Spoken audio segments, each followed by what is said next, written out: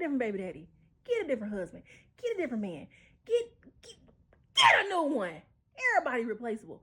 Y'all talking about you won. How y'all know I won for real? How you know? I did win. But if he would have turned out to be a crackhead, best believe I would have hit the road, Jack.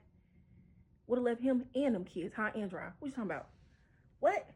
That's what's mind-boggling to me. Like, why would you even push a man to marry you if you're okay with getting a divorce? Period. Yeah. I understand the inevitable happens sometimes, and there are some times where, yeah, a divorce is, warranted. But like you said, if you got one foot out the door and one foot in already, I feel like that's a marriage that's destined to fail. And you're supposed to look at your partner as somebody that you can't live without, right? To a certain degree. I'm not saying that you have to be you should be interdependent, but you should have that appreciation, of them. They complete you. There's a reason why he says, God says you become one, because when you're without that person, this is why you have to heal, because y'all are literally embedded, to a certain degree in one another, and you have to undo that. So it's a lot. Like, it's not this old simple thing. Like, you can just undo it as easy as she made it seem. She wouldn't even be able to. And it'd be so funny to be the women that talk like that, because if she were to go through that, she would not be able to bounce back the way she's saying she's going to bounce back.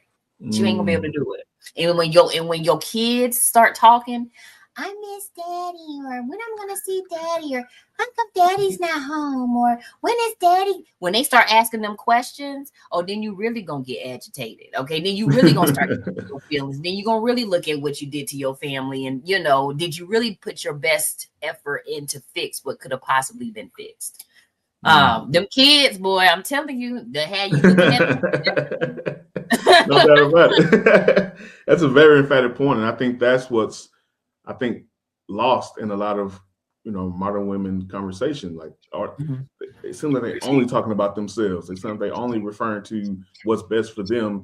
And I can see that if you without child, but I don't see how anyone can argue that separate home and co-parenting is the best situation. We do know that kids make it in spite of co-parenting situations, but if you look at any statistic out there, single parent homes tend to be a strain, first of all, and then through that strain, the child take the brunt of that, the issues, and they act out in so many different various ways. So, but sometimes they don't act out.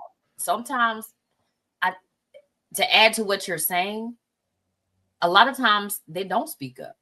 It's your mom.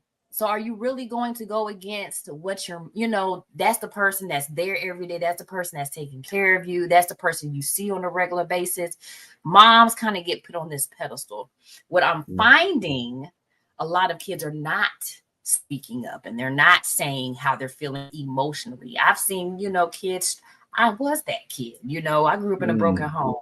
But when you're the oldest child, you just learn to kind of adapt and go with what the situation that's handed to you, at the time. But yeah, like, kids are getting torn up on the inside. I've seen, and how many people, male, you can't even, I'm sure you can attest to this, how many grown adults, have you encountered that have parent issues? And I'm not saying it's just daddy issues or just mommy issues, just in general, Yes.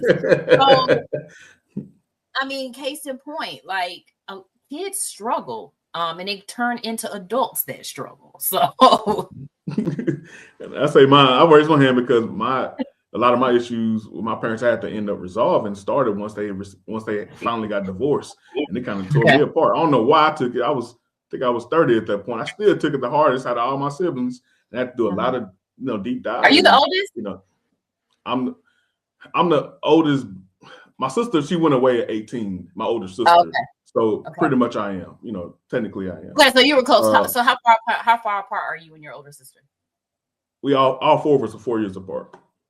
Oh, okay. So fairly close. Okay. Fairly close. I'm just curious. Yeah.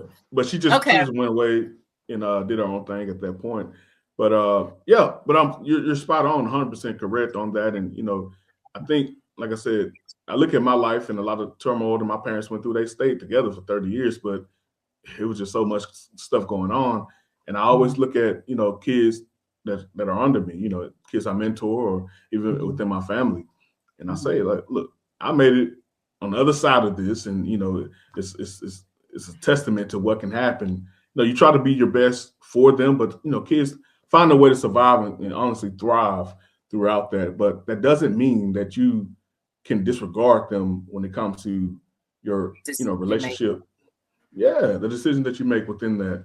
I want to go forward and ask this to you because I don't know if you caught when she said, "How do you know what I'm going through? You know, how do you know if I'm living that great life?" However she worded it.